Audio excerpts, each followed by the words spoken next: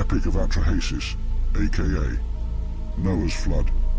The Epic of Atrahasis is the fullest Mesopotamian account of the Great Flood, with Atrahasis in the role of Noah. It was written in the 17th century BC. The text is known from several versions. Two were written by Assyrian scribes, one in the Assyrian, one in the Babylonian dialect. A third one, on 3 tablets, was written during the reign of King Ammi-Sadarka of Babylonia, 1647 to 1626 BC. Parts are quoted in Tablet 11 of the Epic of Gilgamesh. Other influences are in the Babylonian history by Berossus. These texts can be used to reconstruct the lost parts of the Epic of Atrahasis, while the overall structure is known from the Bible. A quick summary before the reading. The conditions immediately after the creation. The lower gods have to work very hard and start to seriously complain. There is a revolt of the lower gods, the Igigi. Negotiations with the great gods, the Anunnaki Council of 12. Proposal to create humans to relieve the lower gods from their labor. Creation of the man ensues. Man's noisy behavior is a new complaint from the gods. The supreme god, Enlil's decision to extinguish humanity through a great flood is next. Atrahasis is warned in a dream. Enki explains the dream to Atrahasis and betrays the Anunnaki plan. Construction of the Ark begins. Boarding the Ark was difficult. Departure finally happens. The Great Flood is unprecedented. The gods are hungry because no farmers are left to bring food. And they decide to spare Atrahasis, even though he is considered a rebel. Regulations to cut down the noise, typically through celibacy, only if the priests swear allegiance to the Council of Nibiru. The following translation is adapted from the one by Ryan Moorhan, his grandfather George Moorhan, and originates from the Moorhan collection in Liechtenstein, and is now known to be where Sitchin got his material from. When the gods, instead of man, did the work, they bore the loads. The gods' load was too great, the work too hard, the trouble too much. The great Anunnaki made the Igigi to carry the workload sevenfold. Anu, their father, was king, their counselor warrior Enlil, their chamberlain was Ninurta, their canal controller Enugi. They took the box of lots, cast the lots. The gods made the division. Anu went up to the sky, and Enlil took the earth for his people. The bolt which bars the sea was assigned to far-sighted Enki.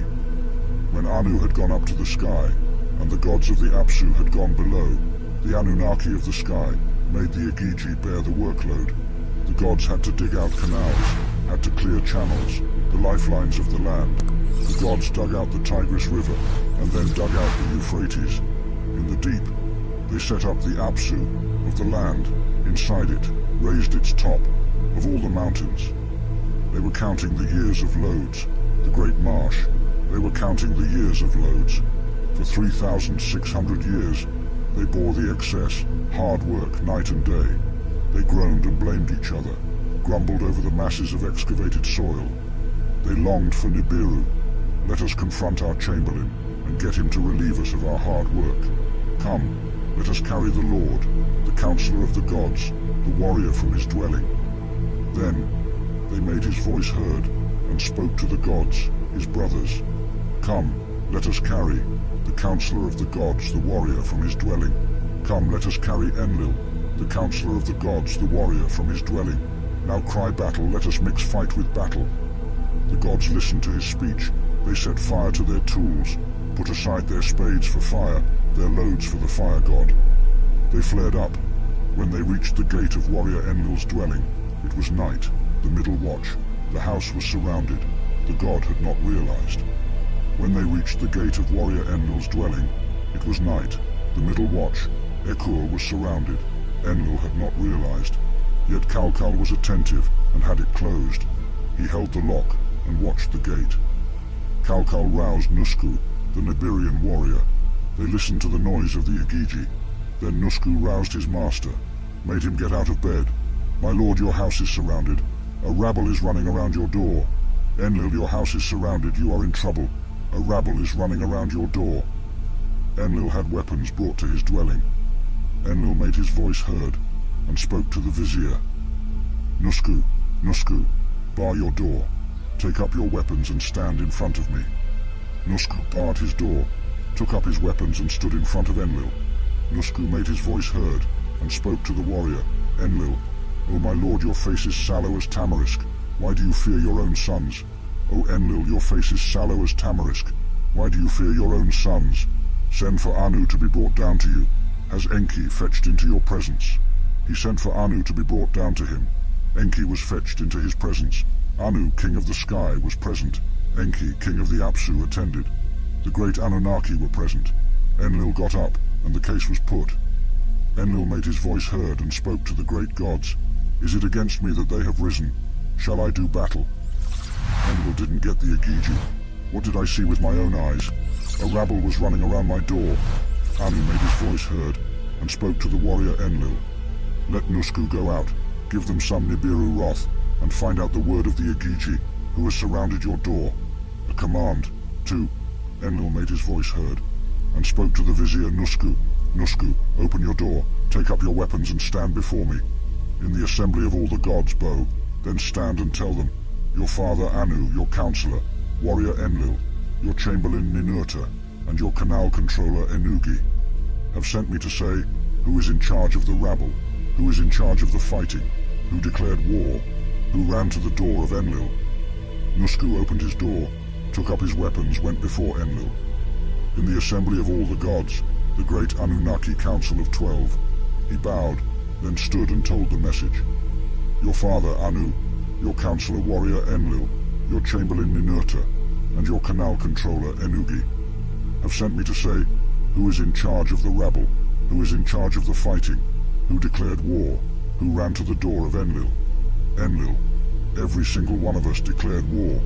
We have put a stop to the digging. If you want your gold, you can dig it yourself. The load is excessive. It is killing us.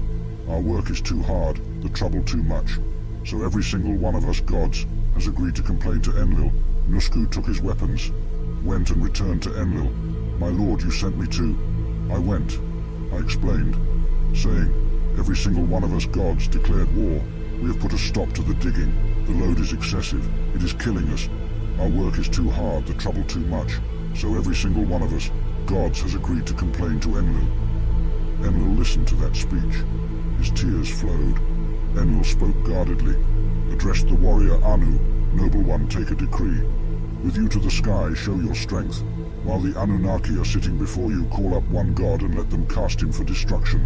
Anu made his voice heard, and spoke to the gods, his brothers.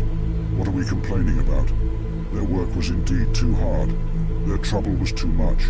Every day the earth resounded. The warning signal was loud enough. We kept hearing the noise, doing tasks. While the Anunnaki are sitting before you, and while Belet Ili, the womb goddess, is present, call up one and cast him for destruction. Anu made his voice heard and spoke to Nusku.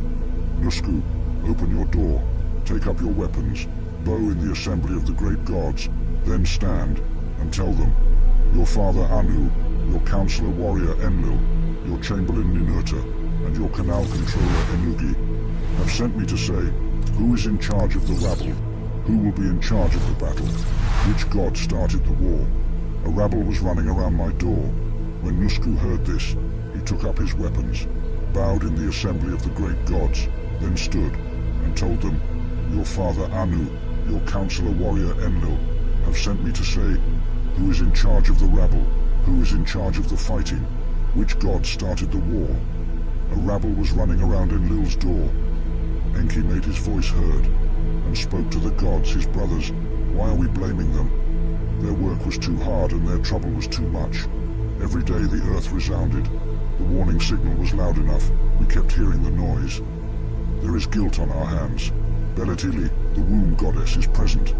Let her create a mortal man, so that he may bear the yoke. Just try and keep Enlil from laughing at him, so that he may bear the yoke, the work of Enlil. Let man bear the load of the gods. Belet Ili, the womb goddess, is present. Let the womb goddess create offspring, and let them bear the load of the gods. They called up the goddess and asked, the midwife of the gods, wise mummy, you are the womb goddess to be the creator of mankind. Create a mortal, that he may bear the yoke. Let him bear the yoke, the work of Enlil. Let him bear the load of the gods. Nintu made her voice heard, and spoke to the great gods. On the 1st, 7th, and 15th of the month, I shall make a purification by washing. Then one god should be slaughtered, and the gods can be purified by immersion. Nintu shall mix the clay with his flesh and blood. Then a god and a man will be mixed together in clay. Let us hear the drumbeat forever after. Let a ghost come into existence from the god's flesh. Let her proclaim it as her living sign, and let the ghost exist so as not to forget the slain god. They answered yes in the assembly. The great Anunnaki who assigned the fates, the Adamu, will be gifted to earth. Adam will do the work of the gods. Let them find the gold. Let the watchers keep an eye on them. On the 1st, 7th, and 15th of the month, he made a purification by washing. Geshtu-e, a god who had intelligence, they laughed in their assembly. Nintu mixed clay with his flesh and blood. They heard the drumbeat forever after. Adam came into existence from the god's flesh, and she proclaimed it as his living sign. The ghost existed so as not to forget the slain god. After she had mixed that clay, she called up the Anunnaki, the great gods. The Igigi, the great gods, spat spittle upon the clay. Mummy made her voice heard, and spoke to the great gods. I have carried it out perfectly, the work that you ordered of me. You have slaughtered a god together with his intelligence.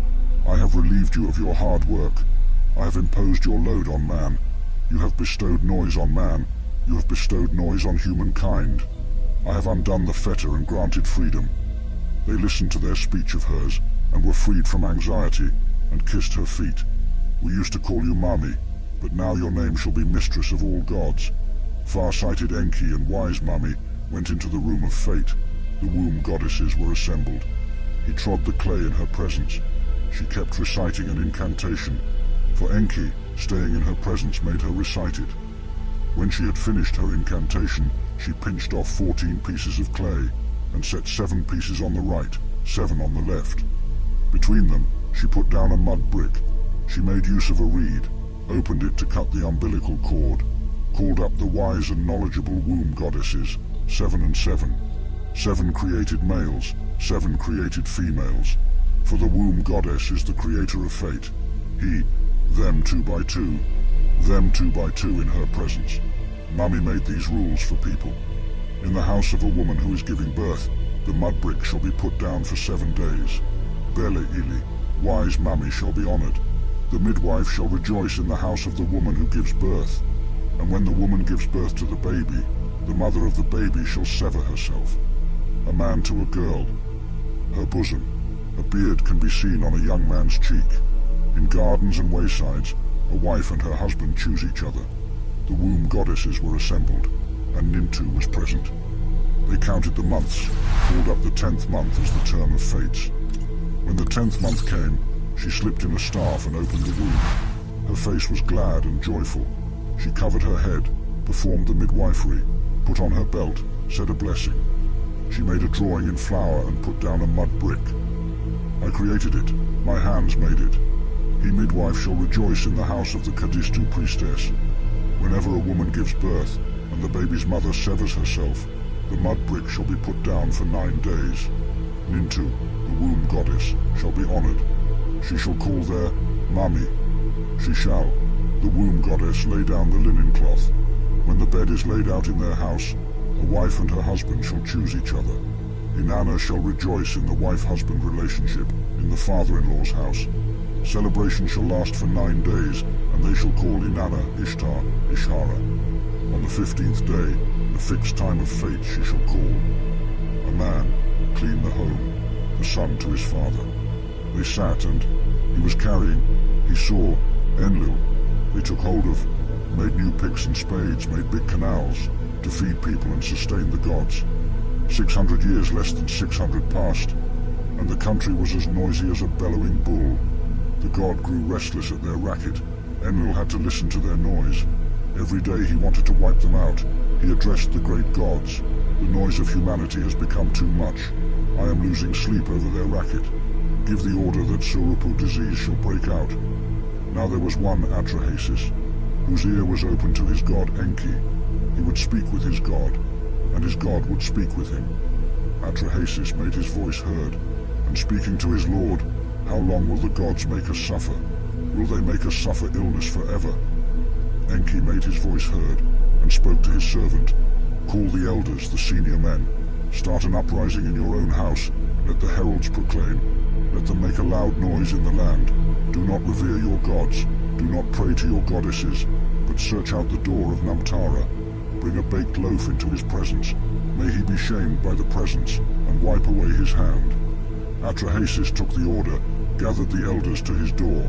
Atrahasis made his voice heard, and spoke to the elders, "I have called the elders, the senior men. Start an uprising in your own house. Let the heralds proclaim. Let them make a loud noise in the land. Do not revere your gods. Do not pray to your goddesses, but search out the door of Namtara. Bring a baked loaf into his presence. May the flower offerings reach him. May he be shamed by the presence, and wipe away his hand." The elders listened to his speech. They built a temple for Namtara in the city. Heralds proclaimed. They made a loud noise in the land. They did not revere their god. They did not pray to their goddess, but search out the door of Namtara, brought a baked loaf into his presence. The flower offerings reached him, and he was shamed by the presence, and wiped away his hand. The Sarupu disease left them. The gods went back to their regular offerings. At this point, the Atrahasis Epic from the Moorhen collection of the Museum Archive in Liechtenstein, which has 2 copies, one Akkadian and one Babylonian version, gives us a real gem of an insight. The story continues on the reverse of the Akkadian version. Sitchin has always campaigned to get this released by the Rothschilds museum owners. Ryan Moorhen, in his seminal work, finally achieved this in 2014.